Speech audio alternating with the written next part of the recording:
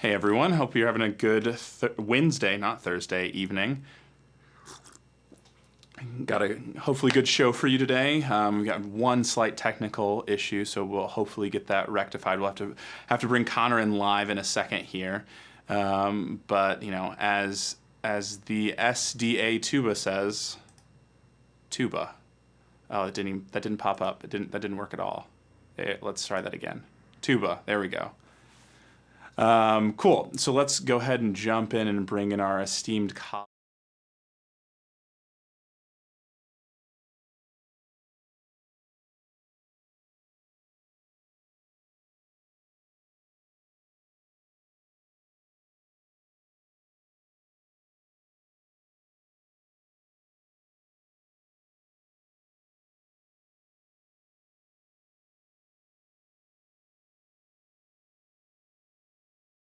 Take it at face value. Right. So, yeah, the technical issues they're just a part of the show. You know, it's the way that it goes. One day we won't have technical issues, but you know that's not today. So. It's not. And you can't hear. Oh. Oh no. Why is that? Connor, would you mind checking this stream? Yeah, I'll check the stream. Mine's still on the countdown, so it's going to be a while before I can hear.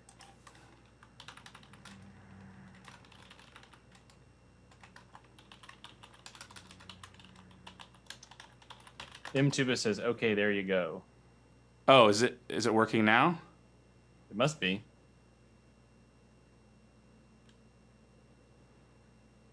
Maybe. Yeah, now I don't. It looks good on my end for what that's worth. Okay. Oh, I hear you in the. Hey everyone, hope you're having a good Wednesday, not Thursday evening. The audio was good. Well, there we go. Looks like everything is fine. I'm gonna turn off my cell phone here because I didn't do that pre-show. But if I didn't do that pre-show, I probably wouldn't have known that we had some technical difficulty. So it looks like it's working now. Awesome. Not sure what happened. Not sure if it was working for some and not others. But it seems like we're all good now. So maybe it was on this scene. To your zoomy camera there for a second. Yeah, was that when they couldn't hear me? Oh, that's when I was logging on. This is so weird. We're like, yeah, watching it. Whatever. I'm not going to worry about it. I'm going to hopefully have everything just work, except for I realized one thing I wanted to do that is not going to work because I didn't set it up in time. 1 second.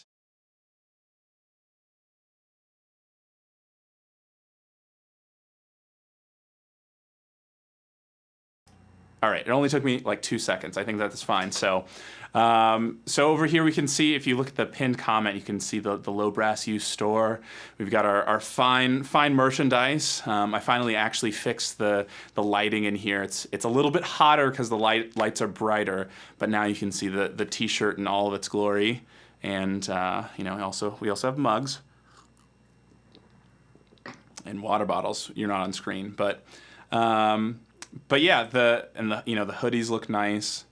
I wish I didn't live in Texas so I could get one of these hoodies and actually use it for most of the year. But I'm definitely not a hoodie person in the middle of summer. Maybe when winter rolls around. But yeah, what was the high temperature today in your part of the world? Oh, I don't know. Let me look it up. It wasn't too bad, but it was muggy because it rained today. 72 degrees is what it is right now. The high was 81. So not super ideal. Warm. Yeah, my friend. Yeah, it's not great. But yeah, also new to the stream today is the score. So any time that we'll leave it up to the audience to judge the scoring system. If anyone's ever seen the ESPN show Around the Horn, it's kind of the idea that I was thinking about, where someone makes a really good point, point for this person. So if anyone in the audience at some point feels like, Connor makes a really good point, or I make a really good point, maybe we'll just have a system of point for Connor, point for Zach, or something like that. Make it obvious, and I'll try to keep track of it. And That seems fair. We'll try to, I don't want it to be just my, my own bias. But I think it'll be nice Sure. to have. So, as per usual, make sure that you drop your comments. Looks like we have some new people in the chat that I don't recognize necessarily, but we've got Mr. Anonymous. We've got Mr. Anonymous is here. got our regular. So, so today I thought I'm trying to be a little bit more professional with it. I have a show sheet today. It's Wow. a titled show sheet with the date. It's not a saved document. I didn't go that far, but I I don't did. even know what that is. I do have an untitled document 1 in Microsoft Word right now. So I felt like that, just give us a few topics to kind of start off with. Some hits. But yeah, I thought I'd throw this question to you, and I figured I will also answer it. But what albums inspired you, or what were those albums that you heard young and you were just like, yeah, I have to do this, or music is for me? Oh, so like albums that maybe lit the spark, as some people say, or like got you really excited about music, and you were like, I want to do this. Right. Okay. Trombone specific, I would say. I didn't make that line, but you're allowed to. I'm starting there because that's easier, and then I'm gonna walk it back into. Okay. We're gonna go into abstraction here. So I would say trombone specific. There was a time, and I think it was in 9th grade. We're very impressionable at that age, and I had a trombone teacher, Eddie Clark, Louisville's finest, down in Memphis now. I was very impressionable, and we would read Bone Town duets together, the Rickenbach, Michael Davis things, and then he showed me the recordings of that, and then I went, and I think I listened to the album on Rhapsody. I don't know if I Rhapsody. I think so, or no, it was Real Player, I think was what it was called. It was like Was that a streaming service, or was that just an application? It was just an application, so I must have bought the album, because I remember I had the art and everything. I remember the picture of the Bone Town album. Mm-hmm. So I must have bought it, and I remember listening to it all the time. And just like, I didn't know any jazz trombone names. I didn't really check out big bands at the time, but I remember hearing that and just being like, that's cool. I didn't even really understand what chord changes were. It was like when they would shift to a new tonality, I was like, that's weird. That's What's a song. chord, and why does it? What's the word change? Right. Yeah. To all my That would Little be- Mermaid fans out there. As far as music in general, that got me really pumped up, and like I visualized myself being on stage and playing in a band, and I was like, that's the life I want. Probably always goes back to the first 4 Weezer albums. I remember road trips where I would play like Pokemon Yellow, stare out the window. We're driving to like Gatlinburg, Tennessee, and I'd be listening to like Maladroit on the way and being like, I'm in a band. I would like visualize it in my head. I'm like, that's me. Like I am playing in Weezer. That Right. I am Rivers Cuomo. That's the deal with your brain. You're So in that Weezer. was some positive visualization, and I still to this day believe that I am the front man and songwriter of Weezer. So there Well, you go. congratulations. It's definitely a big accomplishment. Yeah, it's a lot. It's a lot of work, but it's worth it creatively. I had to do a lot for my fans, Yeah. but what can you say? Anyways, what's yours? So I'll kind of answer it with, to me, it just like goes back to the CDs that were in my car. Like I definitely, this is not necessarily the thing that like got me into it. That's like, yes, now I want to do music or something like that. But I definitely remember those albums, because I probably had like 6 or 7 albums in my car. And it's just like, I just, would listen to one CD probably like 10 times in a row, and then be like, okay, we're done with that, and swap it out for another one. And so one of those CDs was Marshall Jilk's Edendary. Yeah. That was definitely one that was very much in the rotation. And the Art Blakey and the Jazz Messengers album Monin That definitely got a lot of airtime, and actually no trombone on that, which is a travesty. But still a great album. You know, Benny Golson and Lee Morgan on there, just doing, just crushing it and playing together very well. That's, some of those Jazz Messenger albums are great, but they're like unpolished, and I feel like that one's like pretty polished. Like it seems like there was a rehearsal beforehand. You know what I mean? Right. It doesn't quite have that live sound. Yeah, it's not like it does. It's masterful in the way that it's extemporaneous, but you can tell that it's clean. They've played this before, and it's like it may have even had time on the road before it was recorded. I Right. don't know the history of that album. Yeah, I don't necessarily either. But yeah, that album, just in comparison to another album that I had in the car, which was the Joe Henderson album In and Out. I don't know if you've checked out that record much. Absolutely. But like, do you know? I think is that Kenny Dorham on there? It's not Lee Morgan, Yep. I think, right? Yep. Yeah, and like Kenny Dorham like doesn't come back in on like the second head together, and it's like that the head in general is just like pretty chaotic and just it's hard. It's like unfair to bring that up about Kenny Dorham, but it's also just like that seems very much like an album that was like, we did it, let's print it, and Right. it's slightly less fast and loose. it's still good, but I would say it's less polished than like Moanin' is. But then another one that I had that I listened to a lot that, and a lot of these my sister got me too, which is just funny. But was a London Symphony album that had Patrick Harold playing the Vaughan Williams tuba concerto. Ooh. That was one that definitely did it for me. That I really liked that album, and I think that was the first recording of the Vaughan Williams, and probably the first not the first tuba soloist that I heard, but definitely one of the earlier ones. And it's definitely one that just got played a lot. But yeah, it's definitely a lot of albums that made some impression. Like all of Oystein Bodsvig's album, those definitely, that was a lot for me too. But let's go ahead and get to this question from Mr. Anonymous. Do you have any tips on not putting any pressure on your lips while playing, mostly in the high range? Do you have any thoughts about that, Connor? No. I don't really know what to say to that. I mean, not putting any pressure, it's kind of it's an impossible question for me to answer. I guess like less pressure is good and it will come with more time.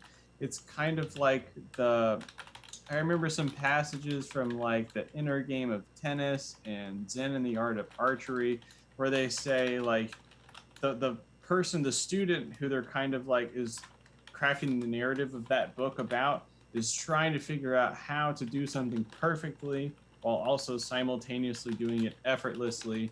And they're kind of reconciling the semantics of those two words of like, what is perfection? What is effort?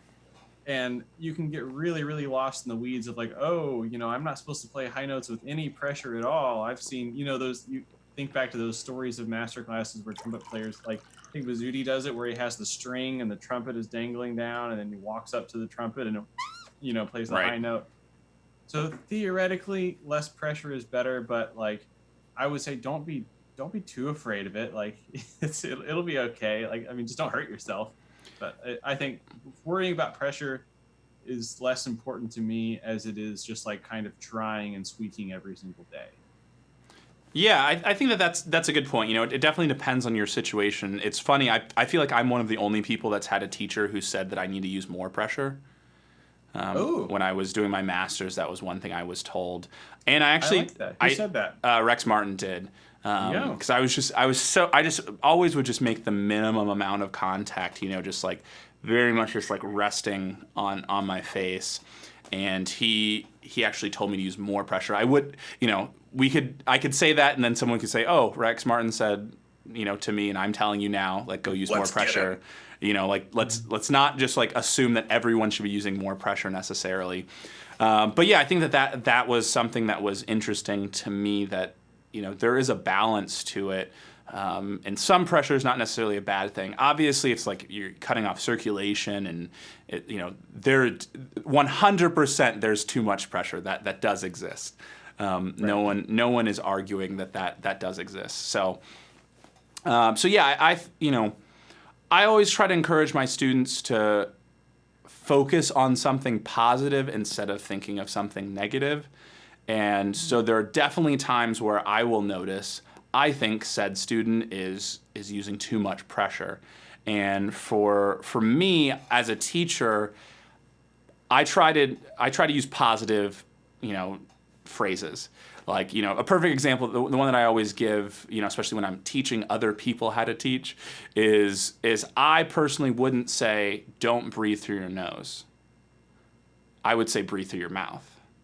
There you go. Little things like that that I think are pretty important to just, really think positively, because, it's like whenever you say to someone, don't think about pink elephants, what are you thinking about? Blue elephants. Well, you're supposed to say pink elephants, but Oh, okay. yeah, we'll disregard that. I'll edit that in post. Yeah, fix that for me. But that's the sort of thing that I think about. So, in saying, what do I do to not put pressure on?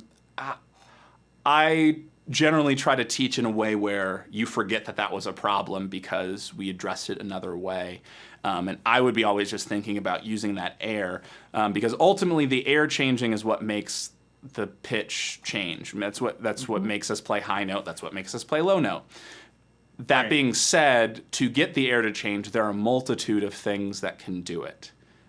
Pressure, unfortunately, can be a tool that is overused, and we don't want to do something that makes the sound bad. But if the sound's good and you're not in physical pain, I don't worry about it too much. So I would just think more focus on the air and just thinking about letting that air just sail through the instrument. Definitely. I think those 2 points of don't be in physical pain and sound good, those are great litmus tests when you are experimenting with the higher range to figure out where your practical range is, because there's going to be a point where either you don't like the sound anymore, and that's going to change. There's going to be a half step, like quite literally, it's most of the time it's that specific, and it might be different from day to day, give or take a couple of notes. You're going to find it. All of a sudden you're Right. going to think, wow, I wouldn't pay money to listen to that. Or you're going to say something like, wow, this hurts my face. And then that's a great cue to that's where we stopped today. You did it. You got to the end. Congrats. And then what you would do for the rest of that day is, you can make what you've got better, or you can do those exercises that kind of touch the ceiling every day, just a little bit to push it up into, until you have a comfortable working zone where you have facility to do whatever job it is you need those high notes for. Yeah, I think, Or just to be ready. right. Yeah, I definitely preach readiness when it comes to the high range. I've got a student right now who's working on a piece, and in today's lesson, he's got his jury coming up next week, and in today's lesson, he was just like, yeah, I want to work on the high range stuff. I'm not really where I want to be with the high range, and I was just kind of like, well, hate to tell you this, but it's not necessarily just going to get there by next week. There are some positive things that we can do today, but it's a journey. I hate using this analogy, but I still end up using it a lot. But maybe I'll change it a little bit. I always use this as a lifting weights analogy, but maybe a running analogy would be a little less like, muscle out high notes. But just, my lifting weights analogy with that is, if I said, Connor, I'll give you $10 million if you can bench press 300 pounds. And, if I was doing that today, would you get that? Would you get that $10 million? For the purpose of this analogy, you could have shot a lot lower than 300 and still would you have have worked. you have to, you never know. Like sometimes, especially with tuba, it's like sometimes you get some really strong people, and because it's bigger instrument and it attracts the bigger crowd. I mean, there are people who can bench a good amount. I'm Anyway, aware of these people. but yeah, I try to make it where, unless I know that you can, you're really strong. Most people can't bench 300 pounds, is I guess my point. Right. And I didn't want to out you for the lowest number I possibly could. It's all right. It's been so long since I've done like regular weightlifting, and we've spoken on the phone about it a lot. So when it was that I don't even remember like what it was. It was not a lot. Yeah, Keith Packins is probably me. I mean, Keith's got some muscles. Yeah. Also, I Absolutely. believe this is at least the first time I think I've seen Keith comment. I could be Yeah, I could be shout out to wrong that Keith. this is the first time that he's been on the show. But yeah, I guess back to the analogy. If I said I'll give you $10 million to bench 300 pounds, and you say today you're not getting that $10 million, right? But No, I'm not. But if I'm I not say getting- that at any point in your life I'll give you $10 million if you can bench press 300 pounds, what does your next 2 years look like? I mean, probably be doing a lot of working out. But it'd be consistent small progress from, bench pressing the bar to bench pressing 300 pounds. Right. It's like that. There's going to be steady progress. There's nothing you can do to just magically get there. Some people have an easier time with high range and low range than others, but for the most of us, it just takes time to get there, and you can't really force that to happen. So yeah, I think that's something definitely to to think about. But yeah, I hate using that analogy just because it's like I don't want people to think it's like we have to muscle out high notes. That's really not the angle of that analogy. I feel like I just get so pigeonholed with my teaching analogies. It's like the amount of times that I make a food analogy, especially when it's like that like 11 What's wrong with a.m. food analogies. I just feel like I overuse them. Like that like 11 a.m. lesson, and it's just like what you brought for lunch, or it's like you decided that you were going to eat out for lunch today, and it's just like that's all you're thinking about, and then you just hit them with the food analogies all the time. Sure. But yeah, it's it's definitely one of those things. Looks like we have a lot of people who are finally getting to see the live stream. I feel like Zach was on the earlier days, and then I feel like lately Zach like comes on right at the end, and that's like the best that you can do. Which I know everyone's busy, but the special ops gamer also finally making the live stream. There you go. And Welcome. we'll even throw Keith Packman on there. He's been creeping, but yeah, Yeah. we're thankful that you're commenting now, and especially since I know you, Keith. Maybe you can help start the trend that I'm trying to make fetch happen. AKA, I'm trying to get the score system we got happening. Where this is No points on the board right now. no points on the board, but we have the possibility. So if someone makes a good point, Connor makes a great point, say point to Connor in the chat. Point for Connor. We already got one. So and we Yeah. can even go in negative numbers. I'd like to keep it positive, keep it light. But I suppose we can do that. If it gets too crazy, it'll be kind of hard to keep track of everything. But because that's on You this. started this. I did start this, so Let the games begin. Yes. It's game time. Right. 47 to be specific. exactly. And it's There you go. Shout out. it's game Peace and time. love. Definitely a regular. So I've got a couple other questions on my show sheet here for today. How can I rank one friend over the other? It's not you're not ranking us as people. You're just ranking the validity or the strength of our arguments for very different things. I'm definitely not going to give Connor 1,000,000 points because I think I literally have to click that individually, and that sounds. Wow. Maybe I can That type sounds it. difficult. Let's see. Well, you better start counting. That's 6 zeros, right? There you go. 6 zeros. Right? There you have it. Plus the one that you already had. There you go. So we're gonna take that away because I Wow, feel like this is that's too many. Yeah, we got to keep it to single points or like just a couple. I think that's the right thing. Yeah, I'll see a couple, 2 points. There we go. Sure. We'll give Connor 1 point for each of those millions. How about that? There you go. I'll take that. I'll take that. Transfers. There you go. But yeah. So one of the questions I have here is kind of trying to bait you, but we'll see if it does. If not, I'll ask the question directly. Maybe. Let's do it. But are there any instruments that you want to try that you haven't? Especially, it's like we've all been in this, time where we're probably not going to conferences and things. Or any new instruments that have popped up that you want to give a taste, but you haven't gotten the opportunity? Are you talking about specific like models of Yeah, instruments? yeah, that sort of thing. Are you talking about specific models that have been rolled out in the past like calendar week?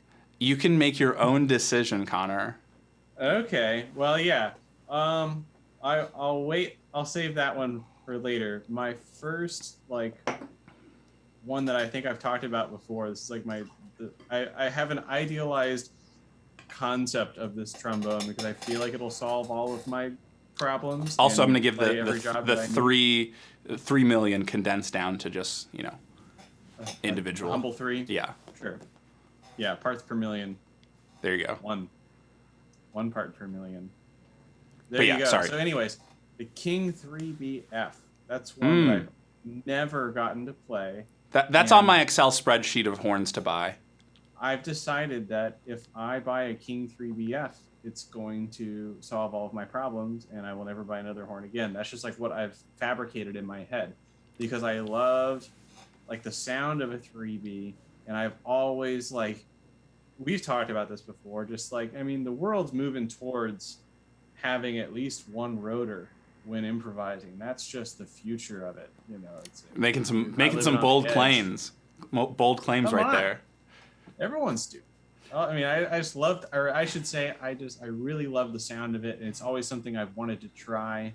But when I try to do it with a 547 trombone, it just sounds really heavy-handed. You And I've also had some you bad also haven't experiences. had a 547 horn that wasn't somewhat orchestrally or like symphonically minded. What would be the difference? Well, I just think lighter in general. Thinking Okay, just- thinking about like the non-Alessi Edwards that I have. Mhm. That to me is a much lighter. I mean, it still has a Thayer valve, but like the bell is light, and this hand slide is a nickel slide. So that just kind of all Right. to me moves to the lighter side, and especially like the horns that you've had. You had like the Yamaha that was, doing the, it's basically a Con 88H sort of style, right? Was the one that you had, and then Correct. and then a Bach 42. It's like none of those are really like. Those they're all the same numbers. It's still an 8.5-inch bell. It's still a 547, but I feel like there's still a difference in mindset. Not to say that you're wrong with a 3BF necessarily, Right. but just to say that maybe it's not like, so far, different, so to speak. Right. It's But- one of those things. It's kind of like when someone tells you about like, oh, you got to watch this new series on Netflix. They keep saying it and saying it and saying it and saying it. And maybe like it's probably absolutely amazing, but now it's overhyped. Right. So it's like I'm kind of like on bated breath of like I need to go try a 3BF and see how it feels just to know, Right. just like what's that like? I've never played one that I thought was like a desert island horn, but they were also kind of beat up. Okay, yeah, that's the other problem with 3BFs is that I do feel they like a still lot of make them. Yeah, I'm pretty sure they do. What would a 3BF go sticker? What do you think? Oh, I would think like $2,400. If you're correct. Everybody drop your bets in the chat and we'll pull it up here. Yeah, 24 is what you say. I'll say 28. I'll go a little higher.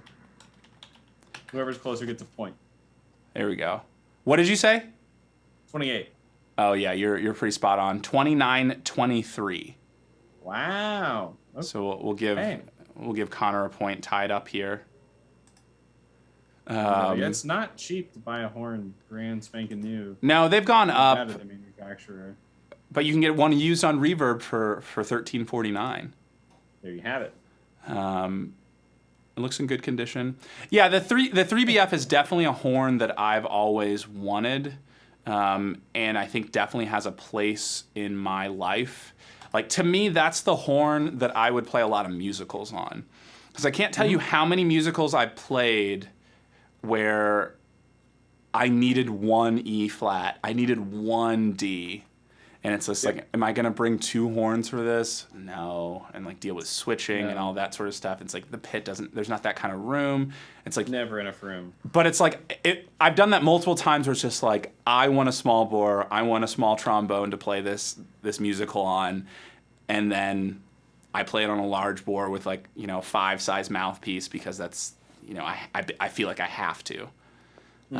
So that to me is like the perk of that horn is like be able to do all the jazz things that I want, or I shouldn't say jazz, but like have that brighter sound, but also have the ability to play a low E flat, a low D, and also sometimes it's not just about those low notes. It's about this sort of thing, like even thinking about certain jazz standards or like especially like some like Joe Henderson tunes or things like that, where that you just a valve to put those C's in first position.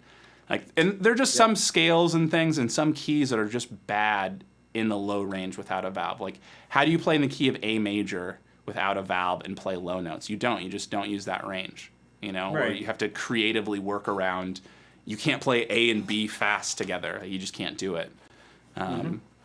So the 3BF is definitely one of those instruments.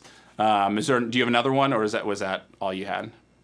We could talk about the Marshall Jokes trombone if you want to. I mean, I feel like that this is the breaking news. When we have a breaking news story, I feel talk like about it. we gotta break the news. I think it's awesome. I think it's so cool that I haven't looked at it specifically on the Shire's website, but I'm pulling is it up. the case that the actual the stock is the wrong word, but like the model that they're pitching as the Marshall Jokes, does it come default as a screw bell? Because that is a significant thing to note. I don't know if I know of any other artist series trombones that start out. You're already wrong. There's the Blair Bollinger travel model. Oh, travel model. I think that's the main one he plays. Don't talk about travel models on this hallowed space. So let's see. Well, I'll ask this: Is there like a Blair Bollinger trombone, and then there is also the Blair Bollinger travel trombone? Because that says to me. I believe that is the case, but it's not so like I don't know what their website situation of it is. Okay. All I'm saying is that there is no alternative. Like, they don't present you with another option. They're just like, hey, if you want the Marshall Jokes Shires, welcome to Club Screwbell. Like, I think that's awesome. I think we should all be moving towards screw bells. So we'll all have better flights, and it's just going to be better. I've got it up here. Give me 1 second, because I don't think I have your audio being fed through. You're going to be off screen for a second, but I will put your audio in here if the world just gives me 1 moment. I redid all of the configuration for this, and it's been a challenge. So assuming everything is right on my end, we should be able to hear you, but we cannot see you because the screen is taking your place. But what I believe, games on my phone. Yeah, from what I can see on the website here, when it says Bell TBM GDF Bell, I would assume that this DF, which I'm not like super knowledgeable about all of the Shire's, wording or nomenclature, I would assume that means detachable flare. I see. And it says yellow brass detachable flare in the description. So I bet that they would, they put something else on there, but especially with the way that they kind of talk about, we got a point for Connor. The way that we talk about, or the way that they talk about screw bells is that it needs to be done from the ground up, which I don't have necessarily perfect experience or personal experience with, but that's why I've never gotten a bell cut, because especially with that thick ring that you'd be adding, even if cutting it doesn't change anything, you're adding mass in a kind of crucial spot. And that's not to say adding mass is bad, but it is different. And right. I couldn't imagine cutting any of my bells. I know people like Colby Norton, he got his bass trombone bell cut, and it's been a long time since I talked to him about it, but I think at the time he said it didn't change anything. And I'm not saying he's wrong necessarily, I'm not rolling those dice. Maybe that was the case for him. I can't cut a bell. One of the reasons why I am looking into Shire's trombones, especially like a bass trombone in the future, is because I can start with a cut bell. So you could go there, pick out a trombone that has a cut bell, and not have to wonder if it's going to get worse when you cut it, but that it's going to start that way. Because I definitely like the idea of having maybe not all screw bells, but anything that you fly with, that would be ideal. And I also have this like ridiculous vision of a like master trombone case that could fit so many horns, like a Pelican flight case. And if they're all screw bells, you could just you could cram 3 in a pretty small place, because you could probably stack the flares on top of each other, and the stems would, the bell sections without the flares don't take up as much space. It's like have those in the slides all vertical. It's like I think you could get a lot of, have a very dense case of trombones, which is ideal. Not really for my day-to-day life, but just like I like the idea of that. Right. So I've definitely gonna fly somewhere. Right. So but I will say, it looks like it comes as a detachable flare. And yeah, it says it comes with a detachable flare trombone case, which I like those cases. Yeah, I definitely would like to go screw bells. Keith Packman being a tuba player, he says, give me screw bells. I like the idea on tuba. That scares me more, especially because some of the screw bells, like Alessandro Fossi has a screw bell, and that's a 2-part bell, or it's screwed in 2 different spots. And I believe Oisin's is as well. I can't remember now. Maybe Keith can sharpshoot me. I know he would know. But I don't know. I don't know why that makes me more nervous to cut it twice. And also I think that both of those, or no, that's not true of both of them, but I think Oisin's, they're like threaded, they're like 3 screws, like a sousaphone bell. And I think maybe Fossi's, they rotate like how a Shire's detachable bell or most trombone detachable bells work. Yeah, I don't know. It just kind of weirds me out thinking about having again, I don't think I could do that for a tuba. Like I think I'd have to start from the ground up. Keith says, let me put his thing on screen here. That's the only downside of having the score thing. I have to tab over to the chat function. But Keith says, what about having a uniform cut point on those models, interchangeable bells? I don't think Shires is necessarily promoting that. I would imagine that they could potentially, but obviously it's like you have to get you have to get things to be exactly the right tolerance and things. But like that's a BAC thing that the company out of Kansas City, Best American Craftsman, they make an Elliott Mason model that has different bell flares. And there's a YouTube video that you can find of Elliott Mason playing, and he like tries out the different flares and things and talks about what he likes about them and when he might use one. I'm gonna try to pull up that video. So that means that negates the statement that I made before about Marshall Jokes being the first artist. Yeah, also that too. I didn't, for some reason I didn't come up with that one immediately. Fair is fair. But take my point away. I think your point was for the fact that you wanted screw bells, that you were a screw bell advocate. Oh, just that I'm pushing a pro screw bell agenda. Okay. Right. I'll take it. I'll keep my point. That's at least my thinking of it. Yeah. Let's see. There's so many Elliott Mason videos because Elliott Mason is good at trombone. He's also good at putting videos on the internet. Yeah, he's been doing a lot more of that. Let's see. I thought it was his video of him trying out the different bells. Right. Is that like a BAC video or something? It's been so long since I've watched it. I think so. Are you talking about? It's tough to tell. I think I remember him being like in his apartment, or it looked like some sort of residential room where he was trying it out, or maybe it was the practice room that you see all. Oh, I found it. It just has an odd start or like odd thing. So let's see. Throw this up there.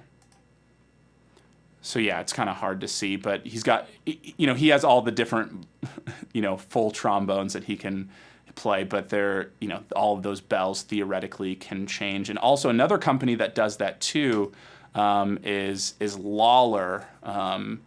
Where's Lawler? It's somewhere in Tennessee, right? I can't remember. That's correct. Yeah. I should try to stop through there sometime driving to Kentucky. But anyway, Lawler does it, and I think that the way they try to sell them is it comes with 2 screw bells. So you get one that's this material, one that's this size, and yeah, it's definitely an interesting idea. I've played the Elliott Mason model, but I don't think that when I did, I swapped around the bells. I don't think I thought about it. It's when I went to BAC a long time ago, and I mean, they just had so many horns that was like not something I thought about. But yeah, it's definitely an interesting idea to potentially have a multiple instrument in one sort of thing. Yeah, I don't know that I'll ever kind of go down that route. The screw bell to me is primarily just a travel thing, especially with bass trombone, because I have one of those ProTech bass trombone cases, and they did it so that every bass trombone in the world can fit in there. And I probably should have thought about that before I got it. Since I have a 9.5-inch bell, I shouldn't have gotten a case that's for 10.5-inch bells also, because it's just such a massive case. And it's just kind of brutal to try to deal with planes and things. I've only had to fly with it a couple of times. But let's see, we've got some comments here.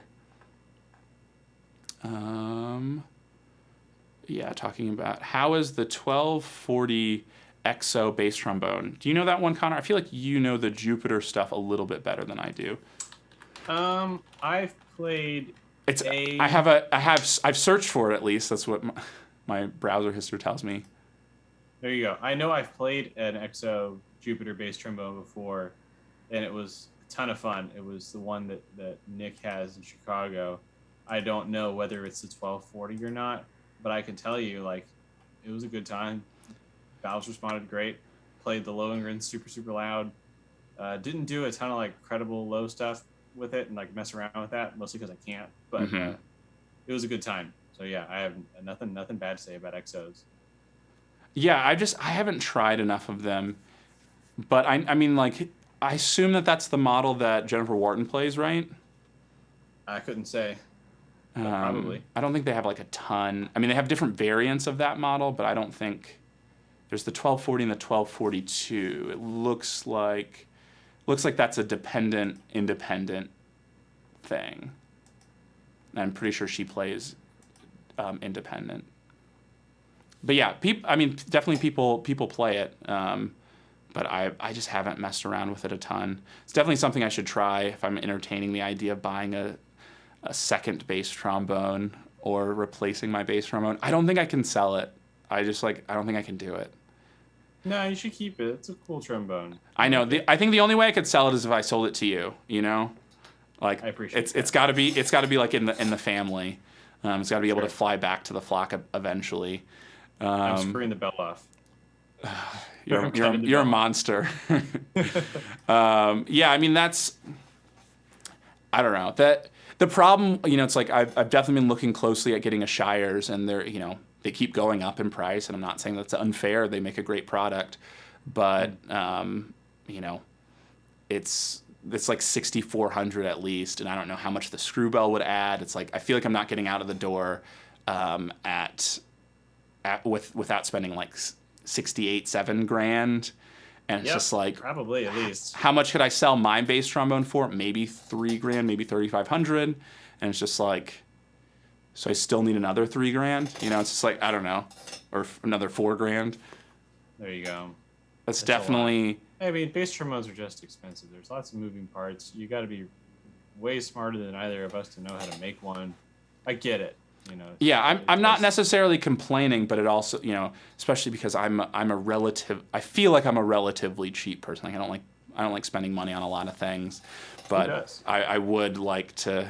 The problem is I like my bass trombone for what it's good at. Like, I don't think that they're better bass trombones for what I like about it, but what I dislike about it, like, so many are better. The double valve range is a little suspect. And that's, at the end of the day, it's not all the bass trombone does. So, no. It's one of those things that you can do a lot of stuff with it, but then when it exposes you eventually, but Brian's clearing up the distinction between the 1240s, the 1240L and 1240LT. Just so the one that Jennifer plays is the LT, which means Thayer valve on that. So there you go. I wonder if that's the one that she recorded the new album with. It's really, I haven't checked it out yet. I'm excited to hear it.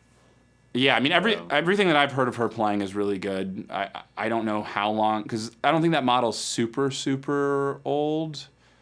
Like I don't know if all the playing that I've heard of her has been since she's played that horn because I assume she played something else, maybe 6 or 7 years prior, because they just weren't making them at that point in time. So I'm just trying to think if like how much I've heard of her that is that bass trombone, and I'm just not sure. Um, sure thing. but yeah, Fosse had a video about his bell. Yeah, I feel like I saw that, and I've seen both his bell and Oisin's bell in person, and it's definitely interesting because Fosse was the guest artist for one of the years I did the Falcone competition. But yeah, I like the idea of getting a screw bell tuba. I feel like tuba is so big anyway that it kind of solves it, but not enough. And I feel like it only really benefits the smaller bass tubas. Let's see. So we've got a question that I think we glossed over before that just popped in again. Oh yes, I thought The, I'd answer that. so What is it like recording the Vesuvius album? Yeah, I can talk about the Vesuvius album. That was fun. Oh, so where were we? That was like the final send off. That was the last like big project that I think I did in Texas when I was living there. So that was like, it was the timeline is kind of fuzzy to me. It was like we were recording the last 1 o'clock album that I was ever on, and the Vesuvius album. They were kind of happening, if I remember, like kind of in tandem.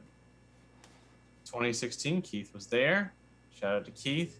So there was what was going on? It was the writing was Keith's so fast good. on it because he's got like a 10-second delay, and that was still just like That was like immediate. Yeah. So there you have it. finger on the trigger. Wow. I Very like fast. Keith being in the Encyclopedic. comments. I like this. Yeah. This is good fact checking. Keith, you're welcome back. Yeah. Don't feel like this has to be your last show. Stay a while. Last guest appearance. Yeah. Make yourself comfy. So yeah, Toshi's writing, absolutely outstanding. Drew Zaremba wrote several charts. He wrote a really, really hard thing that I was fortunate enough to be featured on that album. It was like in 5/4, and it was kind of like B minor-ish. It was like very much like cut from like the Maria Schneider cloth, and like kind of like macromodal, like really cool, like long developed themes that kind of abstract the form. And it was kind of like a texture game. Can you define to get to macromodal this- for the class? Just big long forms with the chords. They stay the same. Anyways, it was fun. It was really hard. I have since done a lot more practicing of playing in 5/4 that I wish I had done before Oh, that. Keith. So Keith wasn't quick on the trigger. He was referring to a different 2016. He was referring to a different question that was further back in the past. He's talking about when Alessandro Fosse was a guest artist at Falcone, which was Yeah. 2016. Either way, you're correct on both accounts. So put a rose on your nose. There you have it. Yeah, that was awesome. Yeah, it was great fun. It was at Echo Lab, and if you ever if you're in the Texas area and you need to record something, do it there. It was so good. I mean, it's tough to say. There's so many good recording studios localized to a very, very small area. You of course have Panhandle. You have Crystal Clear if you're doing the big premium sort of recording things. Echo Lab's great. Yeah, there's lots of good stuff out there. I will say about our delay, I could set it to be shorter, but there'd be problems potentially with things, so that I keep it. I actually have it on normal. I used to have it on the most latency. It was 15 seconds. Keith Packman has another question. Let me put it on screen here. Connor, what was it like recording Pizza Ball? Pizza Ball. It was time. That's all. It was time. And that was the studio I forgot to mention. Michael Briggs, civil recording in Denton's Own. That was one of my absolute most favorite hang in the studio, spend all of your day recording stuff experiences that I've had was at Michael Briggs's place. He has a really cute cat. Master of their craft, Michael is, and the album turned out fantastic. Pizza Ball was super, super hard. Every single other song was super, super hard. And I still have a track from that album on my website to this day, even though it has a potty word in the title, which I will not say right now. But Yes, because we are there a you have it. family-friendly show here That's right. at Low Brass U Live, name in development for something better. Right. I feel like It's Keith. always weird. I feel like like, Keith is. should I- Sorry, go ahead. I was gonna say it's just like awkward having that. Like I love the song and I'm really happy with the solo, but it's like, man, do we send that to like the Shoreline Arts and Crafts Festival? Like here, like try out. Here's a sample of my music. Like it's like Yeah, I mean, like weird. it definitely is like not the spirit of it, but could you possibly get that edited? no, No, it stays. it stays. Yes. But yeah, so what was I gonna say? I had something I was gonna say, but I forgot what it was. Oh, I feel like Keith is pretty creative and maybe could help us come up with a better title that is specifically to this video podcast, as it were. So yeah, we're currently taking suggestions for, because I feel like Low Brass U Live should not be a title for much longer. It's just convenient. That's really why it's there at this point. It's a nice acronym though. LBL, LBUL. LBUL. Forgot about Bool. Yeah, don't forget about the U. Yeah, so I've got another question on my show sheet here, or just a kind of a statement. And not that it's all about gear or anything, It is all about gear, Zach. but I'm curious to hear what might be on your instrument wish list. You kind of already mentioned the King 3BF being something that you're thinking about. Is there anything else what else is on there? Oh, Like if I give you, money to buy horns over the next few years, what are your next horns? next purchases. It's tough to say immediately. I've definitely got like some that float in my head. 3BF is like pretty high up there. The other things that would be like on my wish list were like I would be interested in upgrading my valve trombone setup, Okay. and I've looked into a couple of different ways to do that. Of course, one cool way that wouldn't. I'm trying to think if the King valve section attaches to a 3B or a 2B, like the one, or do they make different ones for both? You know, I feel like don't they have the same tenon, or are they the same? I thought you could always match up King 3 and 2Bs, but that's definitely outside of my expertise since I've never owned one. Right. I But- don't know. I've never. Well, like, I've never because had a that like that 3B. was like the JJ thing. Like he played a 2B slide and a 3B bell for a while. Oh wait, yeah. But you're that right. I mean that So- doesn't mean it wasn't custom done or something. Sure, it might not have been, or it may have been a custom job. I think I'm just like trying to think of like, I could see like a 2B, like something that like a 2B piston section fitting onto a 3B slide. Sure, that makes sense. Maybe it would be weird to go like 3B piston section into. I don't think that 3B they bell. I don't think they make two separate sections. Okay. I could So be the valve section probably just is the valve section. Yeah, I think so. If it doesn't made up, maybe it doesn't make made up. But let's Right. see.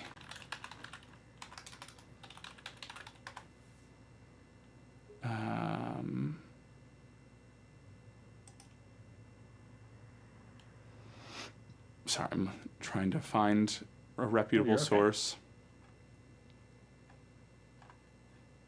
I don't know. Oddly enough, the Conselmer website seems to not be the most reputable source. Oh.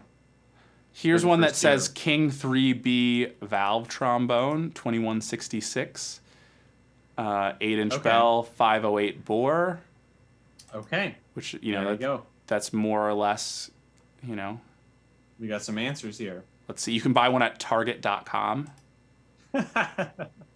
Looks to be the same model, although with There you go. much fewer pixels. Let's see. Let's go to Hickey's. Hickey's seems to be a little bit more. While Yeah, you're it's- doing some research there, I'll say See- the other valve trombone that I would be interested in getting would be a 16, just because it would be cool.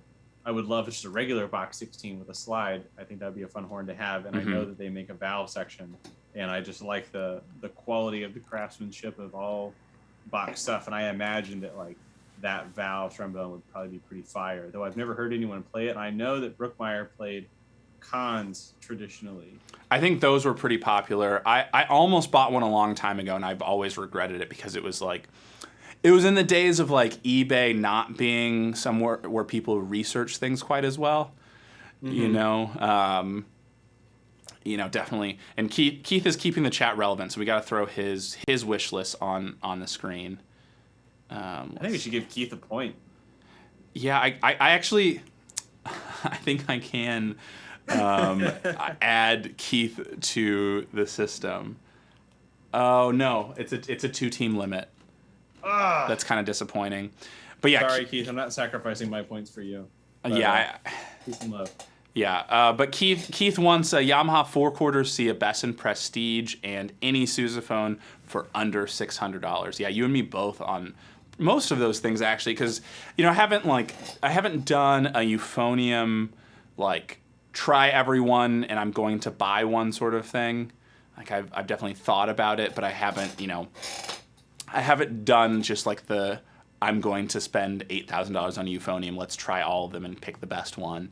Sure. But when I've just casually tried them, the Besson Prestige is always one that comes up as being interesting. And it's one of the ones that I feel like I naturally sound better on. A lot of my friends a lot of our friends that play euphonium play the Wilson, like Brian Bowman model, and they all sound great. When I pick up that horn, I don't think I sound obviously I don't sound as good as them, but like, that's not the instrument to me that makes the best sound for me with just picking it up randomly. One that I always do really like is the DeMondre Thurman model. And that's the same one that our friend Matt Kuhnler plays. And it's a nice big euphonium. Like I really like that instrument.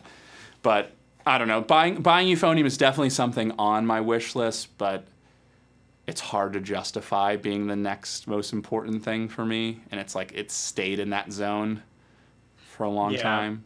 I think if a sousaphone is on your list, like that has to stay in front of the euphonium, just like from an ROI perspective. You're not wrong. I don't have a disagreement with you. It's the euphonium, the sousaphone is frustrating because every time I think about having a sousaphone on my shoulder, I have negative thoughts. Like That's true. Musically, I think it would be a ton of fun to do more sousaphone playing. Wearing it, it's just like, it's one of those things just like, so this is just like unhealthy for me. That's kind of how I always feel with the sousaphone. Right. They should make them like an ergo sousaphone that like wraps like the weight distribution a little more evenly. Yeah, like, what I'm thinking is like maybe it goes around like your neck, like over the tum and buckles around the back, so it's kind of like got this like leverage around your torso, like a mecha sort of like chassis. Keep talking. I'm gonna blow your mind. Do you have something for me, like a a center aligned sousaphone mech suit? I can't remember what it's called. It's got a silly name. Keith probably knows what. I just want to show you the picture. I know what it is. Aha! I remember the name. I think. While you're pulling that up, Keith says, I played euphonium on my last gig, immediately time to upgrade. And to that I say, look at Mr. Hotshot with an actual gig on the euphonium. Oh yeah, I saw that your Easter gig, correct, Keith? Wow. Required him on the Easter gig. Required him to do some doubling. Wow. Okay, I'm gonna find a video to show you here, Connor. And we're gonna do this in the most inefficient way. You're going to watch the stream time delayed and watch it that way, because we just live in a backwards technology. Yep. At some point, in a minute and a half. It's not a minute and a half. How long is it? I just want you to like see it in action. Okay. I'm ready for it. Let's see. Keith is kind of close to what I was thinking of. Let's see. There we go. Oh, this video is not going to work out the way I thought it would. There seems to be no close-ups. There we go. This isn't. We'll go back and show the picture. Oh, why did that take me to a video? This is not turning into great content. But here, you can kind of see it being this weird kind of wraparound thing. I just want a big picture. There we go. So it wraps around you in a different way. It's more tuba-like. Did you see it on the stream? Oh, sorry. I still have not seen it yet. I'm sure Okay. that it will pop up here pretty soon. You'll see a few I look different. forward to it. You'll see a few different things of it popping up, but yeah, it's this Python tube and it wraps around you. Just keep an eye on the actual stream. I'll keep an eye on it. I promise that we'll have this more efficient at some point. But yeah, I definitely know that feeling with the see, Keith's already seen it. I don't know what your fiber internet's doing over there. But yeah, whatever. Anyway, but yeah, I definitely know that I would like to upgrade my euphonium or get something different. It's just to get something different, I feel like I need to spend, $8,000 on a euphonium, and it's just like spending $8,000 on a euphonium. The ROI, the return on investment of that seems somewhat unlikely. Keith says it could wear a Trimbasso, be the talk of the town. I mean, that's kind of what the Python tuba from Miraphone is. Are you seeing it now? No, I'm just. Did you miss it? Where... It feels like you missed it. Okay, I'll be full disclosure. I think my cat threw up and I wasn't looking. Can you scrub? Oh, I see it now. No, it's on. You didn't it's miss on. it. I see it now. Is that? You get some better pictures. I realize that the video wasn't great. That's a lot better than I thought it was going to be. Right. That's outstanding. Dude, Keith Wow. is just carrying this chat right now. Just looking at all of the Keith Packman right now. But go ahead. It's like a Trimbasso cube you wear. Yeah, I mean, it's kind of just like take a tuba and then take the outside branches and bell and flip it, forward. Why don't we do that with all instruments? Just wrap them around us. Just become one a trombone. I mean, you could be like all the Civil War instruments that you hold like this, all the sax horns and the bells go out that way. Yeah. I just want it to encompass my body. I want just a kill-la-kill trombone. That's all I want. Just become the trombone. Yeah, there you have it. There's your dream. We'll try to make it happen for you. Put that on the top of my wish list. Yeah, there you go. Yeah, it's hard to decide what is at the top of my wish list. I think right now it's a bass trombone. It's hard because I don't want to sell my bass trombone to get another one, but I also don't want to spend all the money on a brand new one. Sure. So now accepting sponsors from SE Shires for the Low Brass U video podcast. Just kidding. They're probably not one of the 6 people watching. I think 2 of those might in fact be both of us. So. That might be us. But anyway, they're just, they're great instruments and they deserve to be expensive. Is it a chat if it's just one person? Yeah, I don't know, Keith, but you're carrying, I think it still counts because we're involved, even though we're not necessarily chatting. So is it a chat if it's just one person? This is the most, it's almost all Keith as far as I can see. We've got a couple of Keith Brian. As far as the eye can see. Yeah, we got 2 Brian left on my screen, but we're getting close to just only Keith. So if you're alive and on the chat, give a point to somebody so we know that you're still with us. But also because I don't want to lose. In the inaugural point, arbitrary point system, it feels bad to lose game 1. Yeah, I bet that hurts. But I wouldn't know. But yeah, we should probably also talk about some level of a reward for who wins. I'm not sure what's or maybe there's a punishment for the person who doesn't win. It's like Impractical Jokers, but low brass, low budget. Are you calling Impractical Jokers high budget? I love Impractical Jokers. I think that it is a triumph of television. I think it's a triumph of art. I think it's a triumph of entertainment. Don's here, so we're 3. We're good. There you go. We have one more person who's alive. Got it to Don.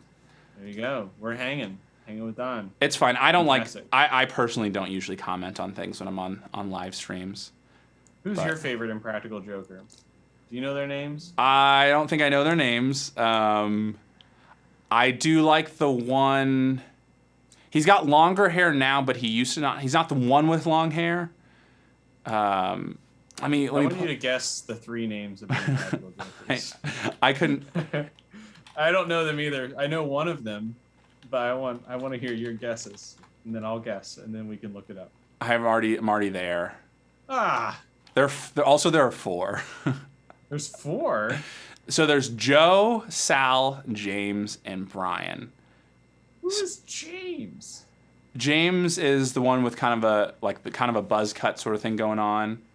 What are you talking about? There are 3. Oh, there are 4. In fact, you're right. Sal is my favorite. Sal is my favorite. From what I've seen of the show, if my dad's watching this stream, which sometimes he does, that's been my experience of because that show was on I guess it's still on according to IMDb, but that was a show that was not on when I lived at home, and then when I came back home, for holidays and things, there's always some Impractical Jokers sitting in the DVR.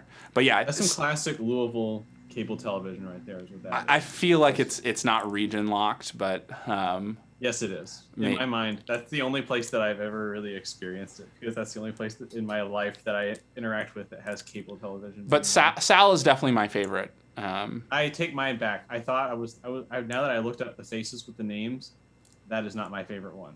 My favorite one is Joe. That's fair. Joe's that's a strong choice. Joe's the best because Joe does the best work of actually the way that he carries himself and his body language and the words that he chooses to say to the people that he's interacting with. They actually think this person is a creep. They're usually terrified of Joe. Yeah, that's definitely true. Horrible energy, and it's great. And the reason why I didn't recognize James, they call him Murray in the show. His last name. Not related to LBU. Yeah, we've definitely gone off on a pretty long tangent. We probably lost Keith in this process, but yeah. So anyway, I do think it would be good to have some level of, I'm not saying reward in a way. I think keeping the score thing and having that sort of engagement, I think that could be fun, and I'd like to have it mean something. Sure. Kind of I was also thinking Hot Ones, where it's you get the camera, it's this camera, this camera, this camera, tell the people what you got going on. But we've also already done plenty of talking for the evening. I have an idea. What is your idea? I got an idea. We should make a wheel, like a chore wheel sort of thing. Oh, a spin. Yeah. And whoever loses, no matter what, it could be tuba excerpts, trombone excerpts, anything, stuff we don't know, and we'll spin it, or a randomizer that could randomly select something, and whoever loses just has to blind try to play it at the end of the podcast. I think you're more. I think you're more okay with embarrassing yourself in that way than I am. I'll just put that out there. Okay. All right. All the more incentive for you to do well in our point system. Keep in mind that I do have the physical control over the point system. That's true. So it's like playing Monopoly with Christine, my partner. You can't do that because she always elects to be the banker, and absolute power corrupts absolutely, as they say. That is very true. I didn't know that about her. I would have expected her to serve more honorably. No, you don't want to play Monopoly with Christine. It's gonna end in tears. I definitely will keep that in mind in the ceremony. I think that's that might be a bit. Yeah. But yeah, well, I think this is probably a good enough place to call it quits. We can keep workshopping the point system, and if everybody just hates it, I guess we won't do it. But I have the technology, so I think it would be fun. Mm-hmm. But yeah, well, thank you everyone for watching the stream. Got some good Keith Packman action. Definitely happy to have him on the stream and finally commenting. But we actually probably won't have a stream next week. I'm not sure yet. I should have decided before now. But I won't be home, and my setup is not very mobile. So we could do a probably very low-tech version, but doing as high-tech of a version is probably not possible, and I kind of don't like that idea. But Keith is Googling how far away Louisville is from Lexington. It's about an hour or so, little over an hour. Yeah, definitely, if you wanted some good places to eat, make sure you have all your meals in Louisville, not Lexington. I'm just kidding. I don't really. I'm sure that Lexington has some really good places to eat. I just don't know any of them. Yeah, I haven't hit up enough spots in Lexington. Yeah, I mean, definitely. Lexington is a place that I have been several times, but I lived in Louisville, and like even though they're close, I lived in Louisville. How many meals Right. do you think you had in Lexington? I can count them. Yeah, that's I've had 2 meals in Lexington. The first one was Kentucky Trombone Day in like 2011. who's and I who's the ate guest Qdoba artist when you just did outside that? of UK. Oh, it was a trombone trio or quartet of people that had all done the Alessi seminar. I think maybe at the same time. The guy who was in St. Louis for a while, Sam something, was there. He was one of the people. Got nothing. It was like Slosher or something like that, or Okay. I can't remember. Anyways, they were all incredibly talented. It was very fun. The second time, it was the night before Easter and all through the house. No, just kidding. It was the night before Easter. Christine and I played at this place called Crow, CR, like the French thing was like EAUW, I think, or EAUX, Crow. It was spelled like that. And they have really good music. They'll probably have music there now, maybe. I don't know. Yeah. But that would be a place to check out. But yeah, even in Louisville restaurants, it's been kind of a little bit too long. I feel like thinking, especially being there, it's like I feel like I'm gonna want things that I haven't had before that are there at this point. Right. It's like I've got like my pizza place, and it's like I'm not going there anymore. I'm not gonna have pizza there probably. But yeah, I don't know. It's definitely an interesting thing to think about. Just the scene. But yeah, there's definitely Keith, one thing you should do when you're in Lexington is try out the new or they're not that new, but Pickett mouthpieces now makes tuba mouthpieces. I don't think I know a single person who's tried them. Be good to know. And I'm curious. I thought about trying to go there while I was in town, but I suppose I'm doxing myself by admitting that I'm going to be in Louisville next week. There you go. But even that, actually, technically, that's a lie. I won't be in Louisville. I'll be near Louisville. There you go. But let's see. We got one question. We'll answer that before we go. What do you think about the new System Blues, the one that aren't made by King? That's definitely outside of my expertise. I bet Connor doesn't even know what that means. No, I don't know what that means. It's like I know the album. Yeah, you're definitely far off. I personally don't have a lot of experience. I think I've tried like a System Blue Contra once, but it was like a long time ago. I don't think I've tried them since they've been their own entity, but maybe they're fine, maybe they're not. I really don't know. It's definitely outside of my area of expertise and definitely outside of Connor's as well. But cool. Well, thank you everyone for watching the stream. We'll call it there, and maybe we'll do a stream next week. How about this? I'll say that the plan right now is to do a stream, but I don't think I want to keep it on the channel because I think it's going to look pretty ugly. Because I don't really want to bring my cinema camera. I don't really want to bring a serious computer. If I do it, it'll probably be from a MacBook Air. And we're going to have to retool some tech things probably in the process. So if we can get it working, we'll probably do it. But yeah, it'll probably be a little bit more low tech. We'll see. Well, I hope everyone has a nice rest of their Wednesday night. And I will see you next week probably. All right. Probably. All right. Bye. Bye-bye. All right, we did it. And we got one new subscriber.